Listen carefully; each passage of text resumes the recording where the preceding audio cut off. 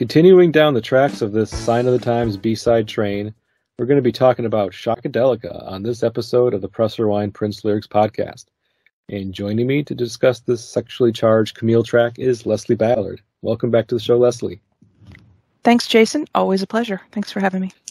Of course. So Shockadelica is the song we're talking about, as I mentioned, and I think we're going to be kind of diving into the lyrics of the 12-inch version. It's kind of like the long version, and it's the version that was originally on the 12-inch release of If I Was Your Girlfriend, and that's what the song is the B-side to, is Prince's second single from Sign of the Times, If I Was Your Girlfriend, which was also a Camille track. So, buyers of that single in the 80s were treated to, back-to-back Camille songs. So even if you weren't super familiar with the project that was kind of abandoned before the release of Sign of the Times, you definitely recognize the way that Prince's vocals were pitched up, and you recognize this voice. Some people like it, some people don't like it. I dig it because I think it really kind of signifies a unique aspect of Prince's creativity at the time, and some of the best songs, in my opinion, on Sign of the Times, or Sign of the Times era at least, are Camille tracks. I love Housequake. I love If I Was Your Girlfriend, and I love this B-side, Shockadelica. What are your thoughts overall on the song, Leslie? So I love it, and anyone who knows me on social media or Peloton or whatever probably knows that my Peloton name is Shockadelica. If anybody's on the leaderboard, add me. And then, my Twitter handle is Shockadelica78. I've always loved this track, just because of how old I am or whatever. My initial introduction to this track was on the hits and the B-sides in the 90s, rather than actually on the If I Was Your Girlfriend, the B-side of that single. But later on, when I got a little older and started to rediscover earlier Prince that I was a little too young to appreciate the first time, I got to hear the 12-inch, etc. So I love this track, and I'm with you. I think Camille is that persona, or whatever you want to call it, is a very interesting aspect to Prince's musical and lyrical and creative personality. Oh, for sure. And I'm with you on the hits and the B-sides introduction to the song. I didn't go out and buy the If I Was Your Girlfriend single. At the time, I barely even knew that was a single, because it really didn't cross over in the way that Sign of the Times and You Got the Look did, or even I Could Never Take the Place of Your Man. So If I Was Your Girlfriend was more popular, I think, in other markets, but in the pop charts and in the pop markets where I was listening to radio in 1987, it was a miss. And so I wasn't really familiar with Shockadelica until the hits and B-sides in 93. So the 7-inch version, again, is the version that a lot of us were familiar with. And, even just if you have that version and you enjoy the, kind of like the radio edit version, the shorter version, that's great. It's still a great song. It's not like you're missing out. It's just with most 12-inch singles that Prince released in the 80s especially, you were treated to a little extra something with the 12-inch. And in this case, you're treated with just, a couple more minutes of music, some additional lyrics, and just an extension of kind of like this really fun rockin' song that Shockadelica ends up giving us. A big different sound from If I Was Your Girlfriend, which was, besides the Camille voice, which of course is the common thread between the two songs, the tone and the lyrical content are quite different. If I Was Your Girlfriend was more of like a dramatic, psychosexual exploration of Prince's longing for closeness with another person. Shockadelica seems to be really more kind of raunchy, not really though, song about, I guess, a woman. And this is where, as we start getting into the lyrics, it's a little confusing to me sometimes about what, like, the pronouns that Prince uses, and what perspective is he singing from? Is he singing from the perspective of Camille? Is he singing about Camille? Some of these things are a little less clear to me, and I hope to get your opinion on some of it. Sure. Because I have also had some confusion about what this song is really about throughout the years, and it didn't dampen my enjoyment of the song, because I've always just really kind of enjoyed it for its musicality and for how Prince performs it. And some of the lines are fun and memorable, but what is he really getting at? I wasn't ever quite sure for the longest time, and I'm still may not be completely sure. And that's what I guess we'll kind of flesh out in this episode. Maybe we won't come to a conclusive answer, but at least we'll be able to bounce some ideas off of each other. One thing I wanted to bring up as far as the history of this song is kind of like its origin story. And with a lot of Prince songs, we've become a little more knowledgeable of the history behind some of the songs and why they were written or titled the way they were, or where they came from. And this one has a this one has a funny kind of peak petty Prince origin story. I'm sure you probably know what I'm talking about, Leslie. But yeah. So the name Shockadelica is the title of one of Jesse Johnson's albums. Jesse Johnson being a former guitarist of the time, and he and Prince had a kind of adversarial friendship. Like they were seemed like they were kind of like frenemies for a lot of the time that he was with the time. And there's a lot of stories and speculation as to why that was, but nevertheless, when Jesse left the time a couple years prior to the release of his Shockadelica solo album, he and Prince weren't exactly on the greatest terms, just like Prince and Morris weren't, and actually several members of the time. At this point, they weren't on great terms. So Jesse had an album called Shockadelica. Prince, it wasn't quite released yet, but Prince knew that he was titling his next album Shockadelica, and he really thought that was a great name for an album. And I guess how the story goes is he found out Jesse didn't have a title track for it. Like, he had a great album title, but no song to accompany it. And so, he kind of needled him a little bit and said that he had a song. He wrote a song maybe that he would offer Jesse, and Jesse's words, he said, "No, I'm good. I don't need your song, man." And I think it was partly because he didn't want to be kind of indebted again to Prince, and because he always kind of probably felt a little bit of that as a member of the time, like he was just kind of like a hired musician. He didn't want to feel like Prince had this control over his musical output anymore. So he declined, and Prince was like, "All right, fine, I'll just release it myself."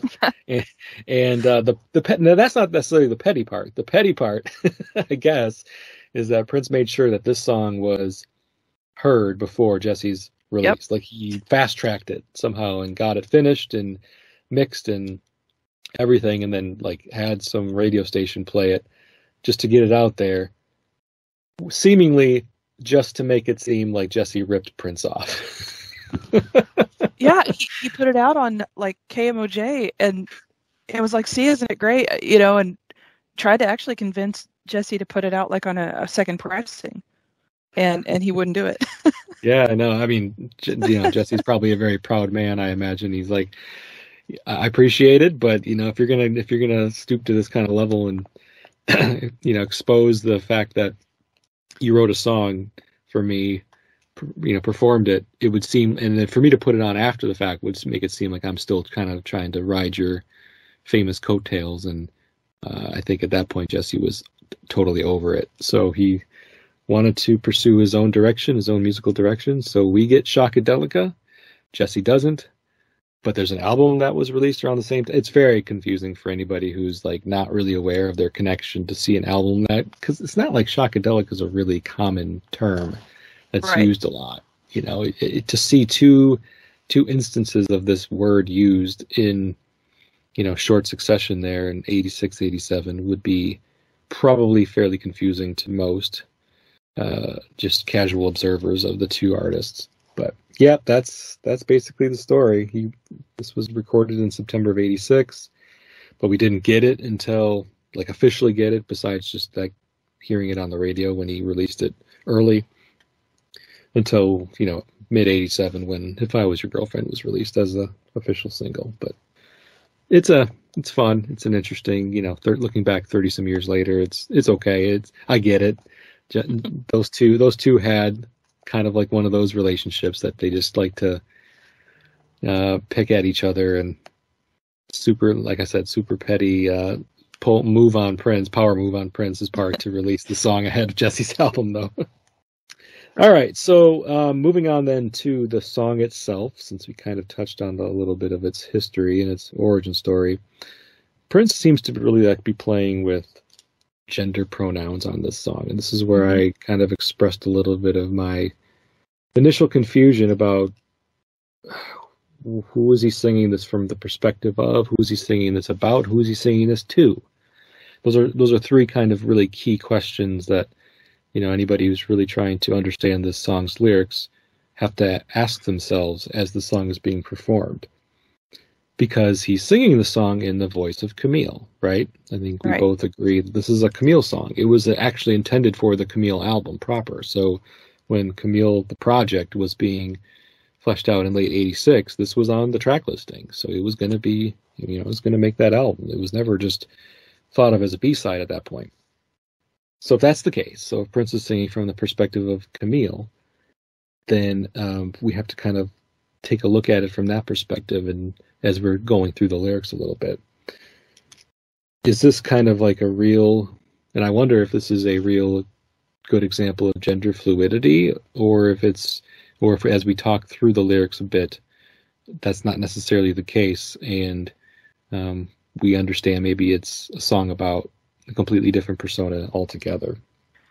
Yeah, you know, those same questions you're asking, I've been asking myself for years, and I think the really confusing part for me comes down to one question: why is the name Camille actually mentioned in the lyrics? Mm-hmm. You know, if Camille is the one singing it, then why is Camille speaking in the third person, right?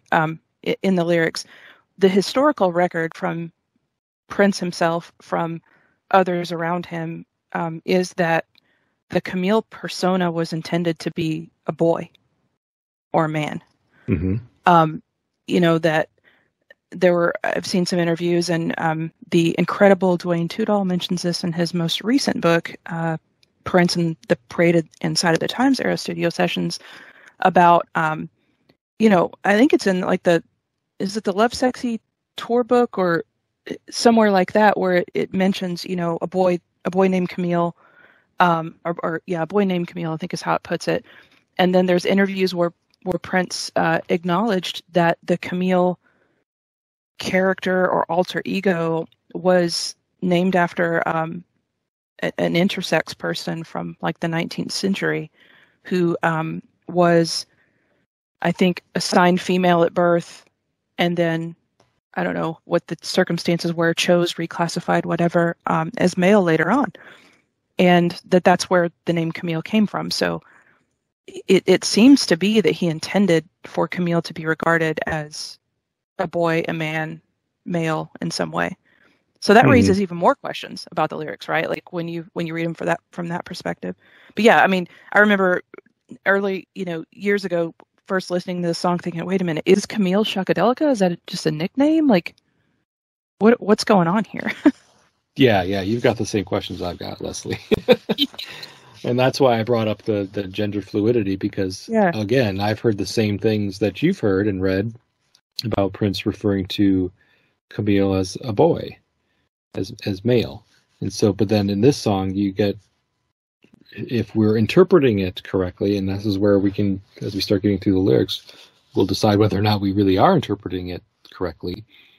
Prince will refer to Shockadelica as a female, as a woman, but it then is Camille, to your point, Shockadelica, and if they are, then they're also women, they're also female. So then it's like they kind of can be either or, depending on the song, depending on the narrative. So let's start going through the lyrics, because I think that these questions will need to be addressed, and also for the listener, what are we talking about? So yeah, let's do it. The lights go out, the smell of doom is creeping into your lonely room. The bed's on fire, your fate is sealed, and you're so tired, and the reason is Camille. So I'll stop there before we get into the next part. So these initial lyrics kind of give off like kind of a creepy, sinister vibe. The smell of doom, using the word creeping. Your fate is sealed. Bed's on fire. These are all, I would say, a lot of these lyrics at least evoke in me thoughts of something sinister, something that's a bit unsettling. Maybe, dangerous a little bit as well. What kind of imagery, or what do you think about this opening section of lyrics besides the ending line, which causes confusion? Yeah, sinister, threatening, things like that. I think about, something that is going to be a bad idea, but you can't help but still want to do it. Yeah.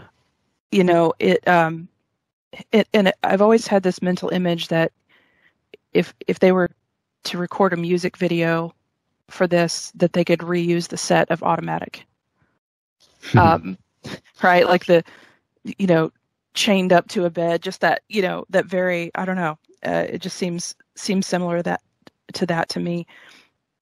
It's interesting that it mentions, is creeping into your lonely room. Like that's a theme, of course, throughout a lot of Prince's lyrics, right? Loneliness and mentioning loneliness.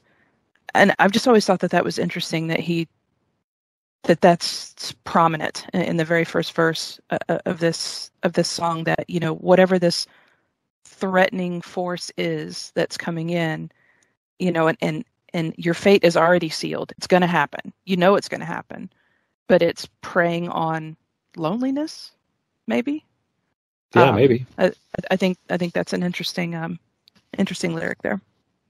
Yeah, and actually good call out with the lonely room, because it also makes me think of another song Prince recorded maybe a year prior, Empty Room, which was never officially released until it was part of a live version came out later on in the 2000s. What was that set?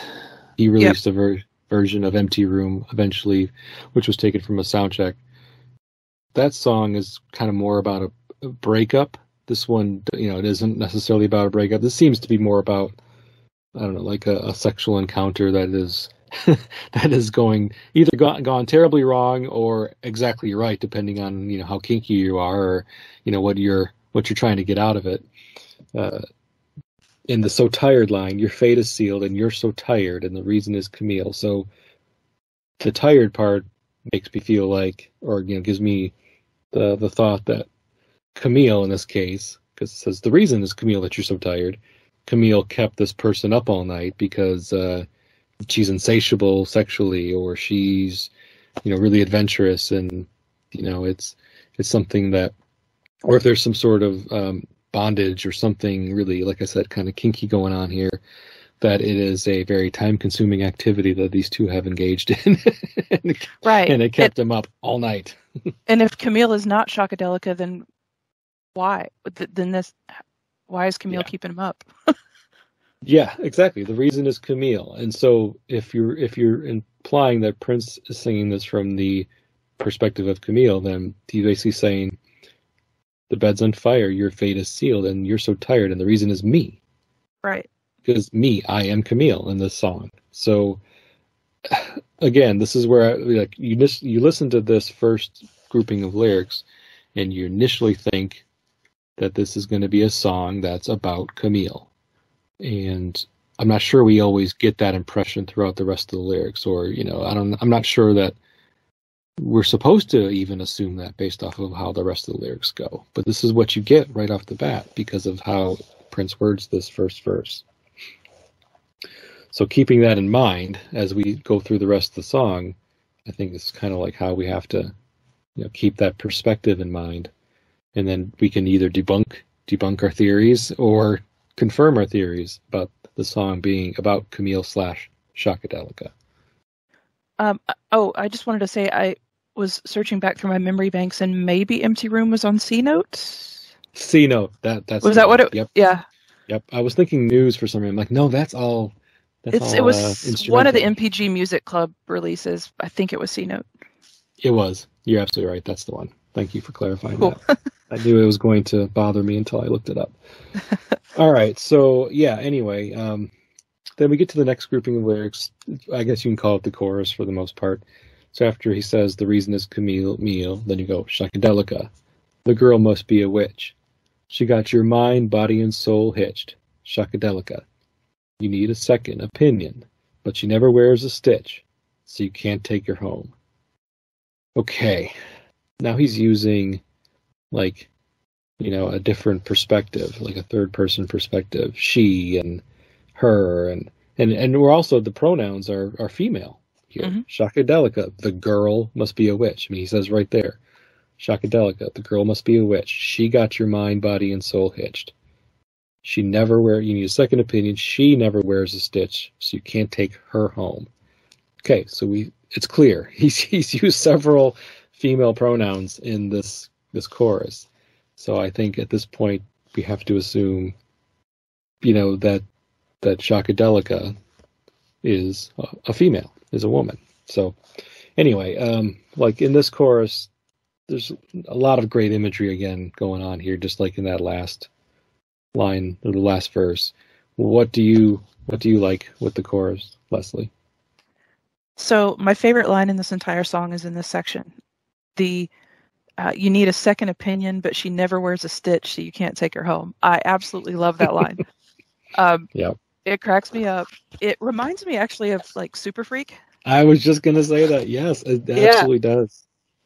You know, the kind you don't bring home to mother. Yeah. Exactly. So, you know, he's like, man, I really feel like, you know, I'm second guessing myself. Is this woman okay? Like, I need the opinion of people that I trust, but I can't bring her home because she's butt naked all the time. Like she's inappropriate. You know, like right. Like everything about her is inappropriate. Yeah, exactly. I love it. Yeah, it's a funny line. You're absolutely right. I did want to mention too that you know, the girl must be a witch. I think Prince has said in an interview before that Shockadelica is about a witch. Like a literal witch? Yeah, there was an interview. I think it was like an internet interview. I don't remember, like maybe like Yahoo or somebody like that years ago did an interview with him, and he mentioned that I think that was the exact quote. Shockadelica is about a witch. Huh. But you know, in the lyrics, it's a little more ambiguous because, you know, the girl must be a witch, and then we'll get later on to it. You know, is it a mirage, right? Is any of this even real, right? Did I dream this? Whatever. But yeah, this line is the first time that that's even brought up as a possibility. But, you know, it could be here, you know, metaphorical, maybe not a literal witch, but she definitely has cast a spell on him, right, in some way. You know, essentially that's what the song's about. Anyway, wanted to point that out. Yeah, for sure. It's interesting you mentioned Prince saying that, because I've always taken it to be a metaphorical witch because of just how engaging she is, and just how sexual she is, and how forthcoming she is with her sexuality, that it kind of entrances certain men who are maybe who have weaknesses for this type of woman, or for somebody who's, you know, this who's owning their sexuality to this level, like that Shockadelica does in this song. And, you know, using the term witch, yeah, it definitely sparks imagery of somebody being under somebody's spell, like a love witch or a sex witch or something like that. But then I also get, like, the use of the word witch is kind of clever because, you know, like the Salem witch trials back in the day, you know, during the colonial times, they were often women who kind of deviated from societal norms of that time. And so anybody who was either gay or bisexual, or, you know, exhibited any kind of behavior that was different, that didn't fit into society, maybe a little dangerous, which, you know, the first whole verse talks about how kind of dangerous this situation is. But like in a kind of a acceptable, kinky dangerous, not like a deadly dangerous. That could have been perceived as witch-like behavior. And so I just like the use of that, because it does provide the imagery of both. Like, this is somebody who, if this wasn't the 20th century, 1980s, this person could have been tried as a witch potentially based off of her constant nudity and her ability to, make men weak and put them in a trance, so to speak. Not a literal trance, but that, somebody, especially somebody powerful in that society, let's say, sleeps with Shockadelica, they could always I wasn't in control of myself because she's a witch and it's her fault. She made me do it. Yeah, let's burn her at the stake. And then these men were then absolved of their, their ownership of, and they're part of, this encounter because they could just claim she was a witch. Anyway, so yeah, no, that's a great line. That's great. I mean, there's lots of great lines in here. I can remember chat conversations. I don't remember if it was like on MPG Music Club or wherever, right, in the early 2000s, late 90s, where rumors took on legs and a life of their own that this song was about Stevie Nicks. And I'm like, okay, first of all, there's no evidence that she is an actual witch other than recording Rhiannon and now appearing on American Horror Story season 3. But, people, oh yeah, it's clearly about her. And, I always thought that was kind of funny and silly because, again, I've never seen, if anybody's seen it, let me know, but I've never seen any evidence that this song was about her or that she is indeed a witch. No, and she's kind of played into that persona and embraced it and owns it. But in the 80s, well, sure, all that stuff was still a big part of her image back then. But no, I never heard that. But yeah, I can see how people might make that assumption or leap to that conclusion. And we know that Prince was a Stevie Nicks fan, so it wouldn't be completely out of character for him to, sing a song with her in mind or write a song with her in mind. But no, I'm not gonna make any assumptions here either. I'm not convinced either. No. And by all accounts, we don't have any evidence to support that she and Prince were ever, an item either. Right. All right. So then after that, we get the next lines, grouping of lines. She got you tied with a golden rope. She won't let you play your guitar. And when you've cried enough, maybe she'll let you up for a nasty ride in her Shockadelica car. She'll make you beg. Please, girl. Okay, so with this one, there's some cool stuff here, but a lot of it's kind of the same kind of it goes the same direction in terms of explain or expressing how she, in this case, which I guess we're going to call she Shockadelica, is that kind of what where your mind goes with that?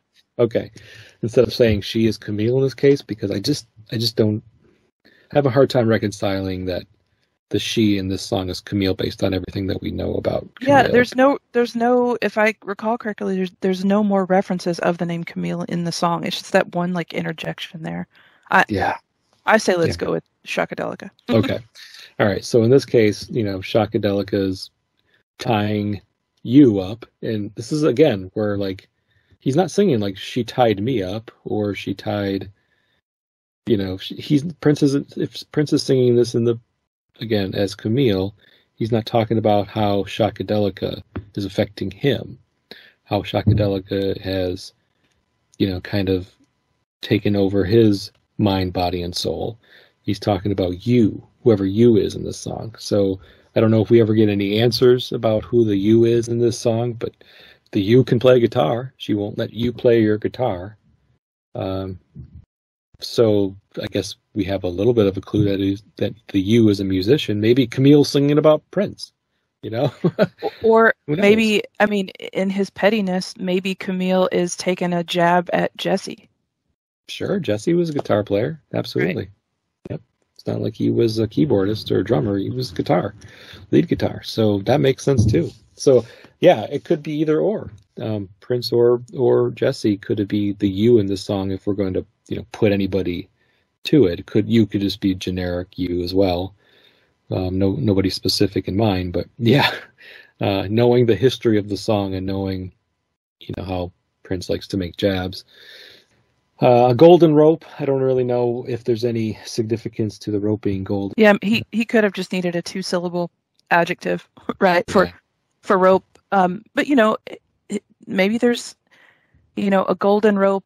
Is it, material things, flashy, valuable, things like that, right? Is she tying you up with promises of, or whatever of flashy things? Could be that. Yeah, could or be. Again, could just sound cool. Yeah, either or. I'm cool with either way. And I like the line that she won't let you play your guitar, because being sung by a person who was so kind of his persona was so aligned with that instrument for most of, if not all of his career. Prince and his guitar are a very, like, they have that special relationship. I mean, he even wrote a song about it later in the 2000s from Planet Earth album. I love you, girl, but not like I love my guitar.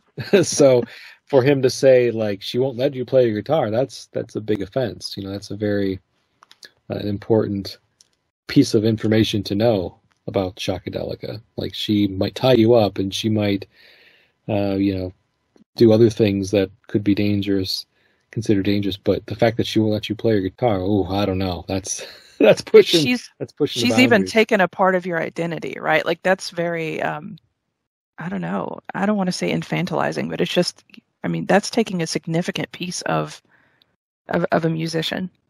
Yeah. Right. And it doesn't say she doesn't want you to play it. She won't let you. Like, she's in control here.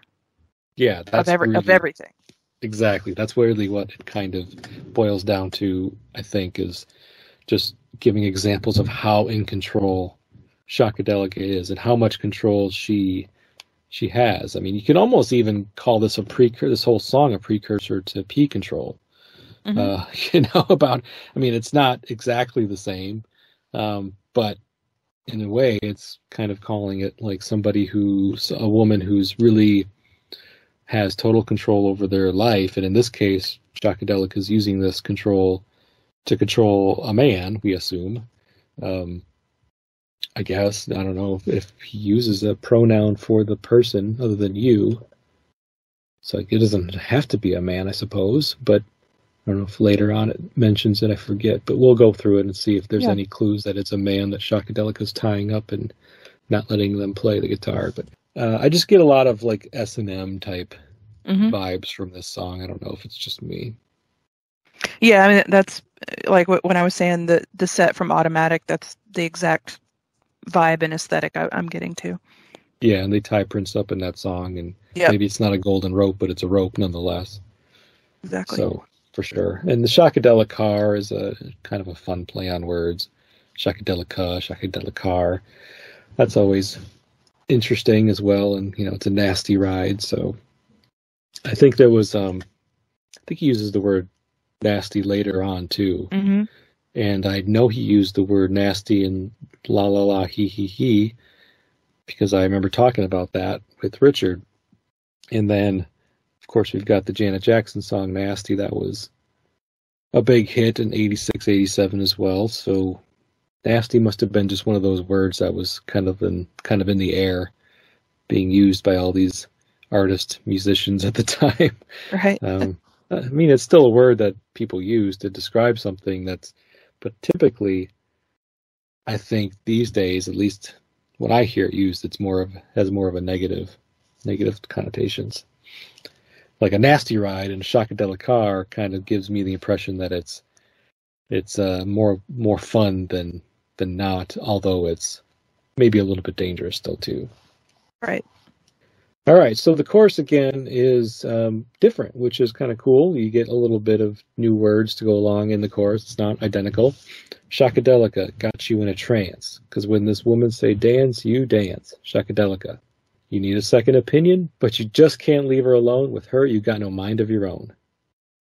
Okay, so yeah, mostly different words here, which is, like I said, kind of fun.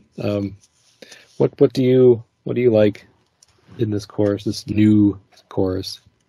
I love the references to dancing. Of course, that's another theme or motif throughout Prince's history, creative history, talking about dancing, you make me want to dance. Like he's always mentioning things like that. So I really like that mention here. Can't leave her alone. With her, you got no mind. That's hard to say. It is. With her, it is hard to say. With her, you got no mind of your own. Like that's, now that I think about it, that was really impressive that Camille said that fast. But yeah, she's, the bottom line, she's completely in control. You're brainwashed. You got no choice. The train has left the station and is going down the tracks, and you're on it. Might as well enjoy it. So when this woman say dance, you dance. Yeah, you just kind of like it.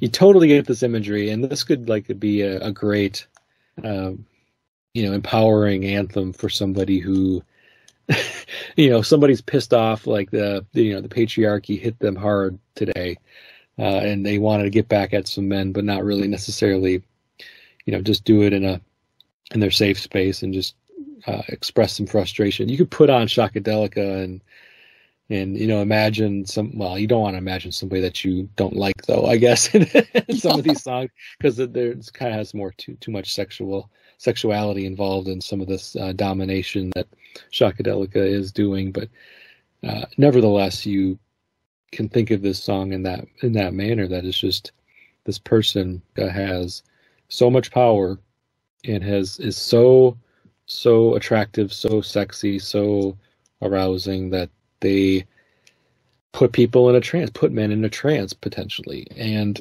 I think Hot Thing kind of expresses a little bit of that same sentiment when, in that song, Prince sings from the perspective of somebody who's just mesmerized by this hot thing on the dance floor.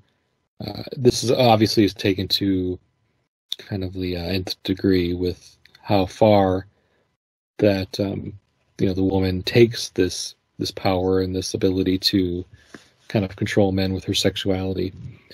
And maybe I'm putting too much emphasis on the sexuality, but I just get a lot of really strong sexual vibes from this song. Is it just me? No, it's not just you. And it's funny. That's sort of the reason why I chose it as my Peloton leaderboard name. I by no means feel sexy when I'm trying to get cardio in. It's more like I'm trying not to die. But yeah.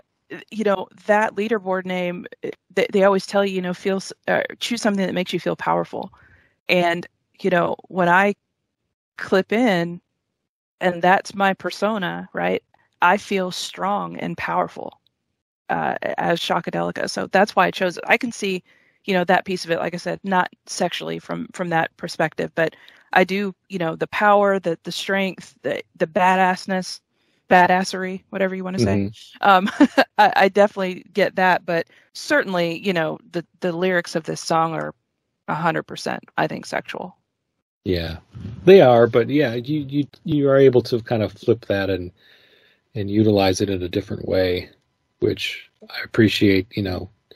You expressing how the song kind of does make you kind of feel like a badass. If you're taking on the persona of Shockadelica in your real life, it doesn't have to be all about sex. It could just be like, I've got this, I can control my own destiny. I can control the situation that I'm going to be in here. And like, if you can use it to pump yourself up for whatever reason, whether it's exercise or whether it's to, give a presentation, and a woman in business sometimes can probably look out and see, 2/3 of the people out in the crowd, men.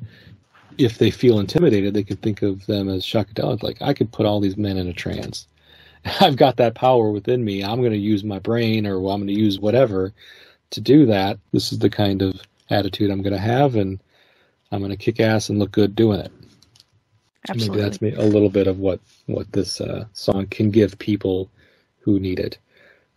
Again, it can also just be a really kind of fun song to dance to. It has all of these things, all these layers that can be peeled back, and you can take it however you want. Like, as a man who enjoys this song, I just dig, the whole vibe of the song, because I enjoy, even though it's written by a man, sung by a man, Prince can and has done a good job in some songs to, put that persona out there of writing a song from the perspective of a woman, which I guess we both kind of agree he is in some ways, even though it's Camille singing, it's about a woman.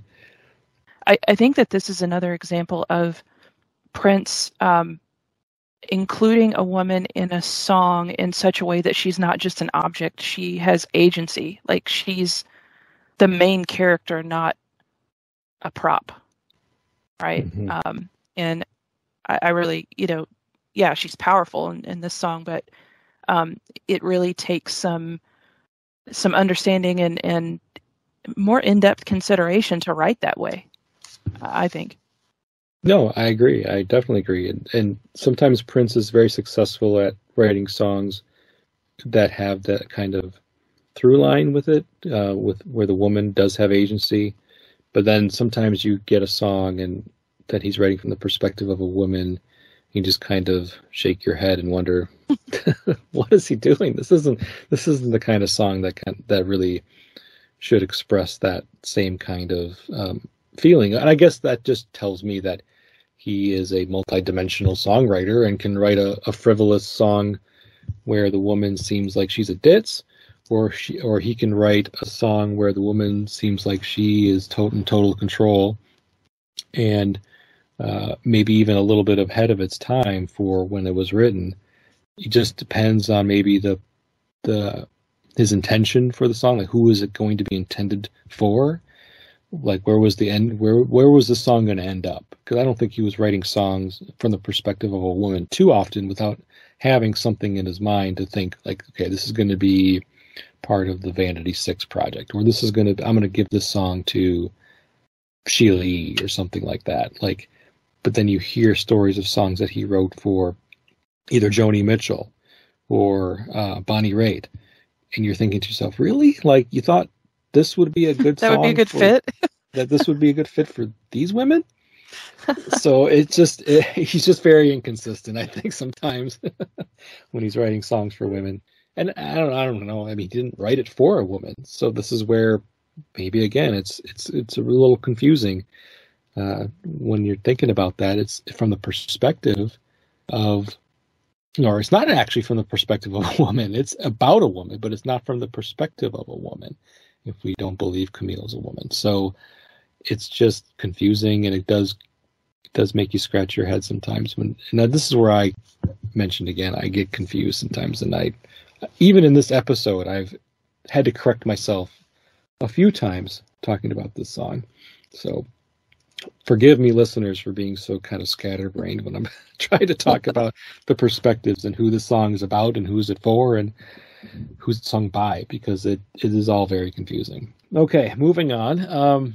We do get now kind of just like some lines where you just sing Shockadelica and you got the doopy doopy doopy, yeah.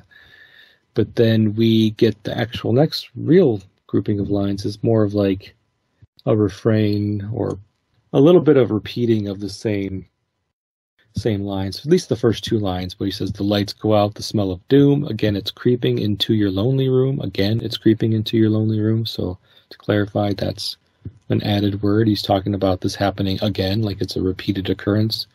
And those two lines repeat from the first grouping of lines that we had at the beginning of the song. But then he says, is this a dream or is this real? Or is this just a mirage you feel? Shockadelica. And this goes back to the comment you made earlier about, or just a little bit ago about, is this mirage? Like, is this whole experience a mirage? Is Shockadelica a mirage? Right. But the interesting thing to me is that he says, a mirage you feel. You can't feel a mirage. It's an illusion, right? Yeah. I think that's an interesting line. Like, where you could be questioning yourself, okay, if this is not real, then why can I feel it? You know? Yeah, that is a good question, because again, mirages are supposed to be something that you can visualize, that you see. You don't feel a mirage generally. So that is an interesting kind of take on the word mirage. It's just one makes you wonder if he just accidentally misused it, or if it was intentional. And if it's intentional, then you kind of wonder, like, Shockadelica might be real, but is the feeling that Shockadelica is giving the you in the song a mirage? Like, is it all really just kind of fake, and you're just so entranced by this woman's appearance, or by some of the ways that she makes you feel, that all of the stuff that you're feeling kind of doesn't feel real? Like, and that sounds confusing because it doesn't really make a lot of sense. How to feel a mirage? That's a good question that I don't really have a lot of answers for. And again, he could have just, the word feel might have just rhymed with real, and he just needed it to fit there. Yeah, yeah, it's possible. Anything's possible, right? So yep. I think I'll leave that there and let people kind of interpret for themselves if they think how mirage that you would feel fits in the context of this song, or if you just think that it sounds good in the context of the rhyming pattern that he was using. All right, so more lines. Shockadelica, she must be a witch. She got your mind, body, and soul hitched. Shockadelica, you need a second opinion. She never wears a stitch. You can't take her home. Shockadelica, she got you in a trance. When this girl say, dance, baby, baby, baby, you dance. You dance, you dance, you dance, you dance. So that's all the same kind of stuff we've already heard. Nothing new there. Anything you wanted to bring up again with those lines? I just wanted to point out, we were asking earlier, is the person, the object of Shockadelica's control, a man or woman or otherwise? Mm-hmm. And notice this says, when the girls say dance, baby, you dance. He doesn't say boy. He does not specify a gender in that line. So we're still open to any gender here. Yeah. Lyrically. Exactly. Yeah. I'm glad you kept or put that, in the back of your mind when you're looking at these lyrics with me, because that is a question I was wondering if we would get answered. And so far, no. The answer is no. We have not been answered that question. So anybody can be, the person who is being affected by Shockadelica. But then we have some more lines, very similar again. Shockadelica, she must be a witch. And he's just repeating Shockadelica, but then we have, like, in the back, little background, background lines that are kind of repeating a lot of the same stuff. She got my mind, body, and soul hitched. So now in the background, it's supposed to be the person who's being affected by Shockadelica. I need a second opinion. I just can't leave her alone. So just interesting. Again, just you can't. It's not anymore. It's not. She's got your mind, body, and soul hitched. And I'm trying to think back. I think those lines are kind of, I wouldn't say whispered, but they're sung kind of quietly in the back. Yeah, they're low in the mix. Yeah, exactly. So I don't think it's even Camille's voice, which I guess makes sense, because if we're saying Camille sing the song about you, whoever you is, it wouldn't make sense for Camille to also be saying, she got my mind, body, and soul hitched. I need a second opinion. I just can't leave her alone. So right. Whoever is affected by Shockadelica, you have to assume is kind of singing those lines. So let's see. Then we get the bridge, and this is more of the extended version at this point, because really the song song fades out. The 7-inch version fades out with this whole. We haven't gotten to it yet, but they skip a lot of this, and then they go back to the Mirage part, which is at the end of both songs. But the lines, like just repeating Shockadelica a few times, the lights go out, smell of doom is in my room. Is this a dream or is it real? Is this loneliness I feel? Going back to the lonely room line from the beginning of the song. Shockadelica, girl must be a witch. Bitch, get up. You've been laying on my guitar. Nasty bitch, get up. And he just starts kind of utilizing some lines to get some more sounds out in the song, like 2 times, and then you have a couple of synth stabs. Does it a few more times. He says that, so nothing significant there. But I do like here he's calling her a bitch. He says it twice. Girl must be a witch. Bitch, you've been laying on my guitar. Nasty bitch, get up. So this is not in the 7-inch version. So now, just by throwing those lines in there, I almost get like a vibe that Shockadelica is kind of wearing out her welcome a little bit. Yeah, it's like Act 2. This person untied themselves, and it's like, get up, you're on my guitar, like, right? Like they suddenly found a backbone. Yeah, now we know why that she wouldn't let him play the guitar, because she was laying on it. She physically was laying on it, so no wonder why he couldn't play it. Yeah, right, exactly. He's got a backbone now, this person, and the honeymoon is over, so to speak. He's woken up in the morning, the trance is maybe worn off from the night before, and he's realizing, like, what have I done? This person has basically been in control of my mind, body, and soul for the past however many hours, quite a while, since couldn't get any sleep the night before. And I've got things to do. I gotta go to work. I gotta go to the studio. I've got to write a song.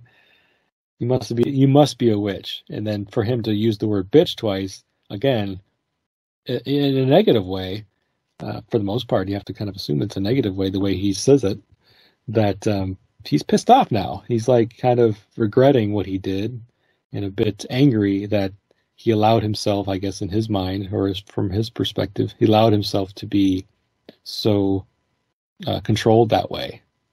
It's kind of the vibe I get from those lines.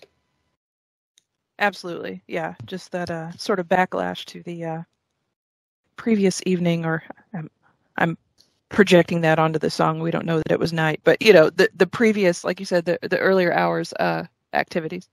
Yes, yeah. It's funny. I mean, it could be, looked at as, I don't want to say necessarily like in a derogatory way, but anybody who is listening to the song and was on Shockadelica's side is now all of a sudden like, whoa, hey, calm down, buddy. You had just as much say at what happened. You may not seem like it was. You seem like it seems like I was in total control all night, but at the same time, you're a grown ass man. You can, if you didn't want to do this, you could have stopped it at any time. Don't take your shitty feeling out on me in the morning. Sure, right. I'll get off your guitar though. I'll get off your guitar. Fair enough. That's a fair statement. I'll get off your guitar. All right. Shockadelica is a feeling, the lonely cold. Sleeping alone will bore you, and soon you'll grow old. In lust we suffer, but in love we will grow. Shockadelica is a feeling nobody should know. I'm talking about the lonely cold, mama. Shockadelica. He says that a few more times. Everybody sing together now. Repeat Shockadelica some more. Doobie, doobie, doobie, yeah. So these are the lines that we were talking before recording are, I would say, the most intriguing aspects lyrically of the extended version, the long version of Shockadelica. Because now he kind of gives us a little more, Prince that is, gives us a little more of a clue as to what Shockadelica really is. Whether or not we, like the 7-inch version, we don't need all this extra kind of new agey feelings about Shockadelica. We just want to believe that she's some badass chick with, complete agency over her body and over her encounters with men. But if you like the extra lyrics, then we can talk about them a little bit. So, what intrigues you about these lyrics, Leslie?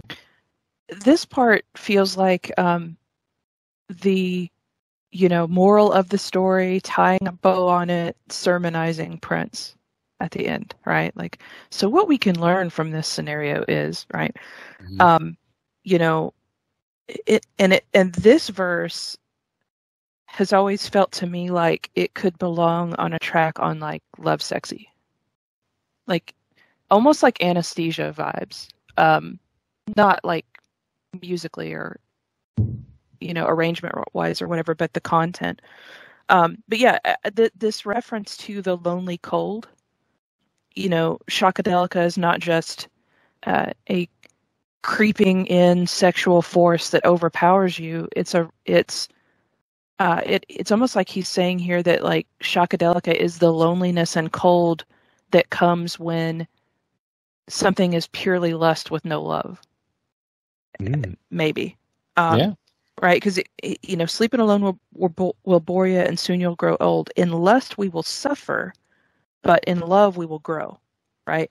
And he says Shockadelica is the feeling nobody should know, right? So the lonely cold is something to be avoided. That that loveless lust turned all the way to 10, right? Just overpowering thing. He seems to be sermonizing a bit here that that's not necessarily the way you want to go.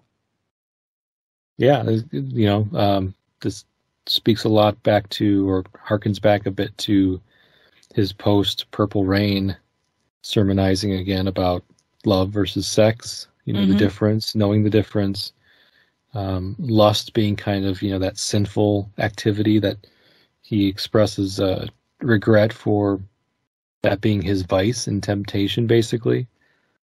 Temptation, he says that he's a lustful man and he, has to repent for that. And in lust we suffer, because again, that is the same concept that he was expressing regret for in temptation. He's talking about it here a couple years later in Shockadelica. And while, the whole first 3/4 of the song gives you the impression that it's not really such a bad thing. I mean, yeah, Shockadelica she can be a bitch if she's laying on your guitar, but for the most part, you don't get the impression that it was a really overall negative thing, despite the use of the words like doom and creeping and lonely and some of the imagery you get. At the end of the day, I think you're supposed to feel, at least in the 7-inch version, that you might have been used by Shockadelica sexually, but hey, that was something to experience, man. That was kind of like one of those encounters that you tell your boys about when you get back. Like, wow, man, I met this woman last night who was just crazy, but it was wild, but it was kind of, I don't know if I do it again, but I'm glad I did it, kind of thing. Right. But now it's you're right. It's kind of like a bit of a sermonizing, and here's the lesson to be learned, kids. The lust that you experience with Shockadelica, or as Shockadelica, because if it's a feeling, isn't necessarily the lust you want. It isn't necessarily the kind of relationships you should be looking for, because there's no love really kind of expressed in any of the lines previously. So the Shockadelica doesn't love this person, and here he's saying, like, that's you did what you did, and that is something that you should try to avoid. And it's meaningless. It doesn't fulfill your soul, and he could be a bit projecting on us as the listener with some of his encounters previously when he was single, and like, yeah, I've had these nights of wild, crazy sex with these groupies or other people, and I never felt fulfilled by it. And now I'm going to sing a song about that kind of situation that happened to me and how I felt about it afterwards, which was empty and lonely. I was just thinking, like, Darling Nikki kind of reminds me of that vibe too. Yeah. You know? She's basically a less witchy version of Shockadelica. Right. She's just more clinical. Like, here's the contract, sign your name on the dotted line.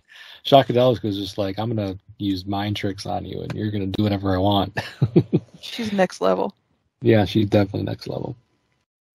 So we talked about the point of view, the little bit of confusion with the point of view, and it's really just because of that line about Camille at the beginning. Without that line about the reason is Camille, I don't think we would be nearly as kind of confused by the point of view. And when he says here, Shockadelica is a feeling, nobody should know, that does kind of make you go back and listen to the song again to kind of see if it makes sense from that perspective. Now that you're thinking Shockadelica, is it a person or is it just a feeling? And I like how it makes you think, and he does that at the end of the song. So hey, you gotta start it all over again and listen to it now from a different perspective. So right. Listeners to the song, enjoyers of the song, and if you weren't familiar with those lines or weren't really sure what Prince was saying there, or didn't really pay attention, think of the song now from that angle of Shockadelica being a feeling, and see how you interpret the lyrics or interpret the lines moving forward. So we're almost to the end now, and there is no specifier that the object here is male. It never is said. I like that. That's cool. Yeah, it's cool because it really allows everybody to put themselves in the shoes of the you that's being controlled and owned by Shockadelica, and whether it's the woman or the feeling. Yep. The final lines of the song, a lot of it is similar. He does repeat lines about everybody's got the feeling, the lonely cold. He says that, which just harkens back to the lines we just spoke about. He repeats lines like the lights go out, the smell of doom, again creeping into your lonely room. Is this a dream, or is this real? Or is it just a mirage you feel? Or is it just a mirage? And he repeats that a few more times as the song kind of fades out. And that's how the 7-inch fades out as well. And then he just repeats the line Shockadelica one more time before the song ends. And that is Shockadelica. Any final thoughts from you, Leslie, on the song? Anything that we didn't cover that you would like to talk about with the song? When I was doing my research, I found out I'm not a fan of Queen, the band, but I found out that they did a cover and went and listened to it. That was a trip. Have you ever listened to that? The Ween version? I intended to listen to it. I read about some of the stuff they add to it. It's way more explicit, if I understand correctly. Yeah, it is. Okay. I could have done without ever knowing about it, to be honest, but it was interesting. I just wanted to say that. Yeah, maybe I'll when I post this episode, and I'll put a link to the song so people can make their own choice and decision whether or not to listen to it, and then you can come to your own conclusions. But yeah, no, there definitely was a cover that I was aware of, but I've never actually taken the time to listen to. I might have to correct that today.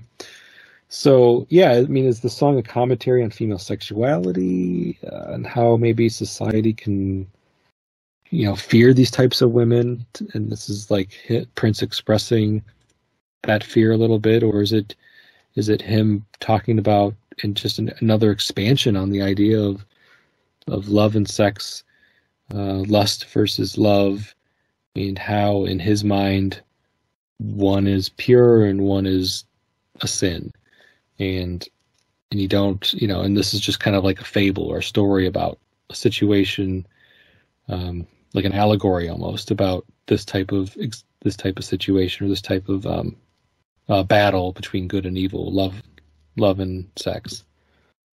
Or it's just a fun song that you just don't really have to think too deeply about, and just dance to it and take it as an empowering anthem. I think all of these options work, and I think they all should be applied to this song, because it's all of them in my mind. It's all of the above. I agree. So many of Prince's tunes are that way, that you don't have to boil them down to just one particular oversimplification. They can be complex and multi-layered and mean different things to different people at different times, even different things within the same song that sometimes even conflict. And that's how I feel about this one.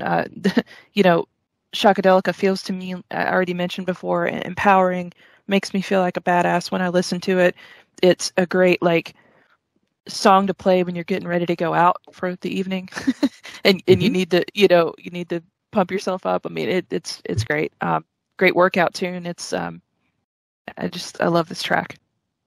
Yeah, I mean, I you've been a guest on my show for a while now, and knowing that your social media handle was Shockadelica, I'm like, okay, Leslie's got first dibs on this song. I gotta offer it to Leslie first, because I knew that there had to be a reason behind it.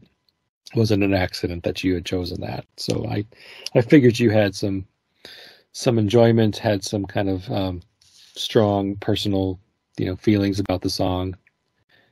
Usually positive if you're going to utilize it in your social media handles, I assume. Right. Like, oh no, Shockadelica, I hate that song. I just use it to remind me how much I hate it. No, that's not how people usually do things. So Appreciate your perspective for sure. Appreciate you helping me talk through the song. I think I took a bit of an extra takeaway from this song after talking about it today. I always think of it more as an empowering / kind of funny sexual song. I never really think too much about the added stuff that Prince put into the 12-inch. Maybe just because, the 7-inch doesn't include all that, so you have to have the 12-inch in order to even get that message. But I prefer to think of the song more from its fun angle, and less so from that perspective. All right. Well, again, thank you so much, Leslie. This has been the Press Rewind Prince Lyrics podcast. I've been your host, Jason Brenninger. You can find the podcast, Press Rewind Pod, on Twitter, Instagram, and Facebook, and on YouTube now as well. So check out the show on YouTube if you like using that social media platform. I also have a Discord. I put a link to the Discord server on the show notes for anybody who's on Discord and likes using it to chat real time about Prince or about really anything music related. That's what the Discord server is all about for me.